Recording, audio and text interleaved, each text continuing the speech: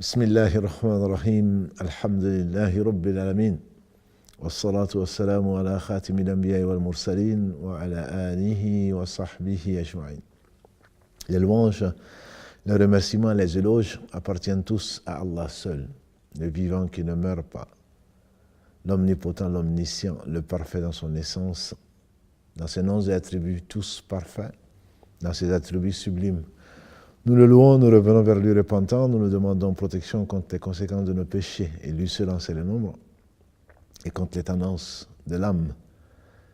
Certainement l'âme ordonne le mal, exception faite de celle qu'Allah aura domptée.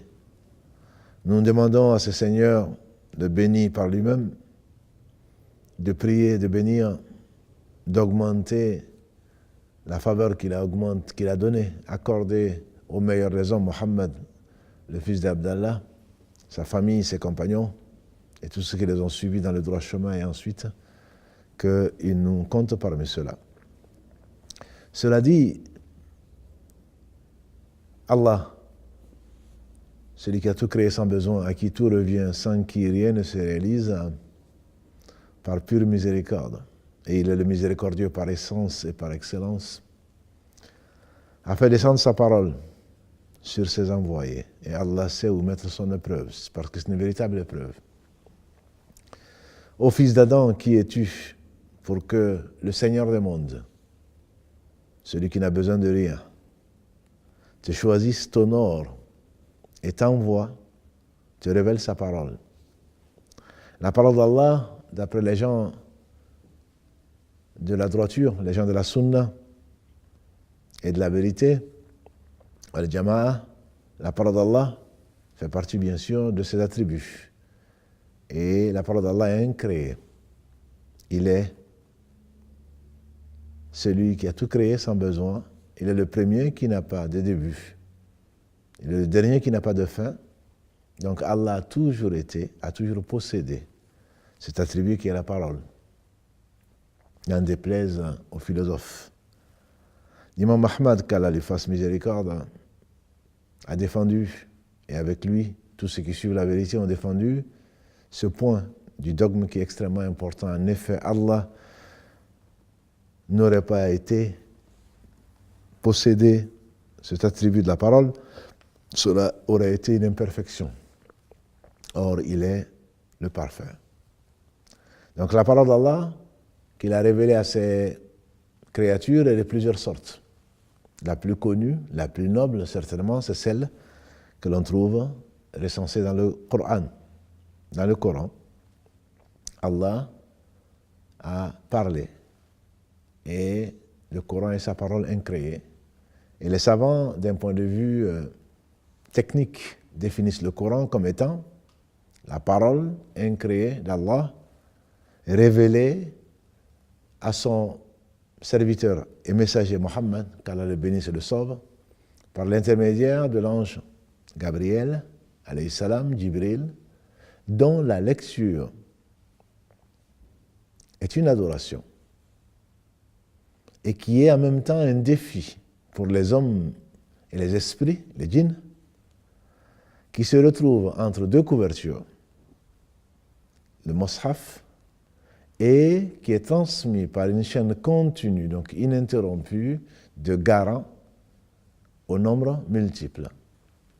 Voilà une définition satisfaisante qui distingue le Coran, qui est la parole d'Allah, des autres types de révélations que Allah a faites, soit aux anges, soit à d'autres prophètes, que Dieu les bénisse, comme Moussa, Moïse, comme Allah le dit, subhanahu wa ta'ala, le glorifié, l'exalté, le pur, l'exempt de tout défaut, comme il le dit, wa kallama Allahu Moussa taklima, et Allah a parlé à Moussa de vive voix, on dirait.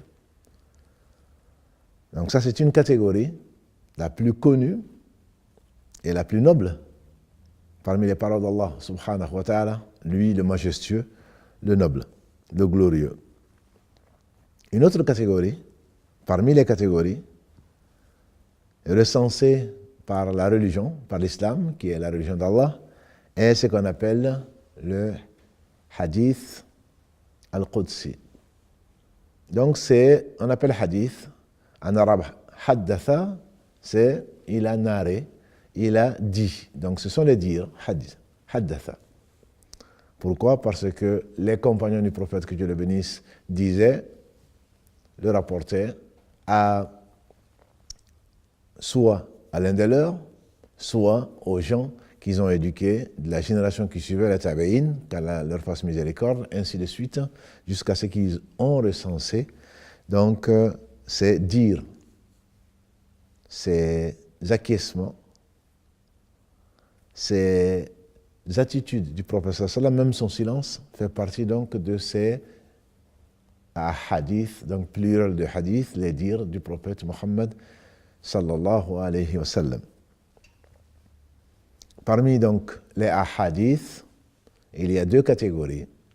Les hadiths qu'on appelle les hadiths qudsi, c'est-à-dire les hadiths saints, et les hadiths an-nabawi, les hadiths qui viennent du prophète sallallahu alayhi wa sallam. Les hadiths qudsi, ce sont les hadiths qui sont saints. Qaddasa, c'est les hadiths sacrés, on traduirait. Les hadiths à thème divin, certains diront. Les hadiths vénérés, on dirait. Mais ce sont les dires du prophète Mohammed sallallahu alayhi wa sallam, ce qui rapporte de son Seigneur élevé et parfait est-il, exalté soit-il. Ce sont les dires d'Allah. Le prophète sallallahu alayhi wa sallam disait: votre Seigneur glorieux ou votre Seigneur l'élevé a dit ceci et cela. Alors il y a bien sûr des discussions pour définir quelle différence y a-t-il entre ces hadiths et le Coran. Par définition, ils partagent le fait que ce sont des paroles d'Allah. Certains savants disent que l'origine, il n'y a pas de doute, il n'y a pas de discussion dessus, mais est-ce que c'est le sens qui vient d'Allah et que le prophète sallallahu alayhi wa sallam, Allah lui a dit cela, et le sens, ou alors c'est vraiment la parole elle-même qui vient d'Allah subhanahu wa ta'ala. Donc le sens et la parole viendraient de lui. Ça, c'est un des avis des savants. L'autre, c'est que la parole, bien sûr, l'origine c'est Allah, mais le sens vient du prophète lui-même. Dans tous les cas, ce que l'on peut dire sans rentrer dans des débats philosophiques, c'est que même les hadiths an-nabawi, les hadiths venant qu'on attribue directement au prophète sallallahu alayhi wa sallam et qu'il n'attribue pas à son Seigneur, ce sont des dires qui sont inspirés, puisque Allah dit dans la sourate Najm: wa ma yantiqu anil hawa in huwa illa wahyun yuha. Il ne parlait pas de lui-même, sallallahu alayhi wa sallam, ce n'est qu'une révélation révélée. Donc le hadith qudsi est différent du Coran de plusieurs points de vue. On peut en citer quelques-uns. C'est que le hadith al-Qudsi vient d'Allah, certes, mais ce n'est pas par l'intermédiaire de l'ange Gabriel. C'est Allah qui l'a révélé directement au prophète sallallahu alayhi wa sallam. Le hadith Qudsi, ce n'est pas une adoration en tant que telle, la lecture. Le Coran, c'est lui qui le lit, comme l'a promis le prophète sallallahu alayhi wa sallam. C'est chaque lettre fait une hasanat et chaque hasanat est récompensée 10 fois. Et il dit, je ne dis pas que alif lam mim c'est un harf, c'est une lettre, alif est lettre, lam est lettre, mim est lettre. Ce qui n'est pas le cas du hadith Qudsi, où c'est bien sûr une adoration dans la mesure où en le lisant on le fait pour Allah, mais ce n'est pas compté comme une adoration. On ne peut pas lire un hadith Qudsi dans la prière par exemple. C'est interdit. Et également le hadith Qudsi est un hadith où on peut trouver des dires qui remontent au prophète sallallahu alayhi wa sallam et qu'on va aller donc vérifier si ces dires sont authentiques ou pas que le prophète sallallahu alayhi wa sallam puisse se tromper, simplement parce que les gens de la chaîne qui ont transmis le hadith sont plus ou moins fiables selon les degrés extrêmement définis et rigoureux, les critères rigoureux des imams, donc des muhaddithin, des gens qui sont spécialisés dans ce hadith, cette belle donc science de l'islam. Et il y a également d'autres différences, comme le fait que ces hadiths qui sont qudsi ont été transmis généralement par des chaînes, même s'ils sont authentiques, qui ne sont pas des chaînes qu'on appelle mutawatir, à savoir que pour les hadiths mutawatir, par exemple, on pense qu'il y a, certains savants ont dit qu'il y a 10 à 30 dans chaque chaîne qui remonte donc jusqu'au prophète sallallahu alayhi wa sallam, mais ceci ne sont que quelques exemples de différences entre le hadith Qudsi et la parole d'Allah subhanahu wa ta'ala. Et wallahu a'la wa a'lam.